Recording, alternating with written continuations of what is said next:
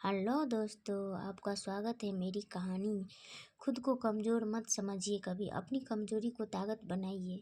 किसी ने बड़े कमाल की बात कही है कि जब हम चांद को देखते हैं तो भगवान की सुंदरता नज़र आती है, और जब हम सूरज को देखते तो भगवान की तेज दिखता है, और जब आईने में हम खुद को देखते तो भगवान की सबसे प्यारी रचना दिखाई देती है, यानी हम खुद। इसीलिए खुद पर भरोसा करना सीखिए। नमस्ते, आपका स्वागत है हमारे चैनल पर।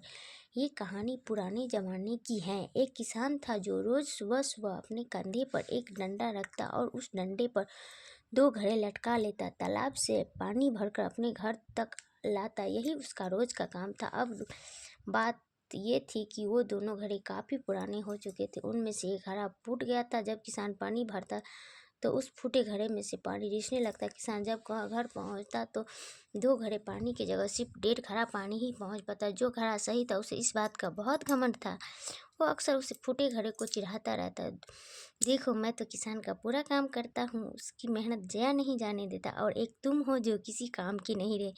किसान को जब सच का पता चल जाएगा तो तुम्हें फेंक देगा और नया घड़ा ले आएगा। ये बात सुनकर फूटा घड़ा बहुत दुखी रहने लगा। उसे लगता है बेचारा किसान इतनी मेहनत करता है, लेकिन मेरी वजह से उसका आधा पानी रास्ते में ही बर्बाद हो जाता। आखिर मैं किस काम की हूँ। एक दिन उसे रहा नहीं गया, उसने किसान से कह ही दिया, मालिक, आप रोज़ इतनी मेहनत करते पर मेरी वजह से आपका आधा पानी रास्ते में ही गिर जाता। अब वक्त आ गया है कि आप मुझे छोड़ दीजिए, किसी नए घड़े को ले आइए। हाँ, बुरा तो लगेगा, पर सच यही है कि अब मैं किसी काम का नहीं रहा। किसान मुस्कुराया और बोला, अरे पागल, तू इतना दुखी क्यों होता है? मन छोटा मत कर। कल सुबह हम फिर से तालाब से पानी भरकर लौटेंगे तो रास्ते में एक चीज़ देखना, फिर हम बात करेंगे। अगली सुबह फिर किसान फिर वही काम करने चल पड़ा।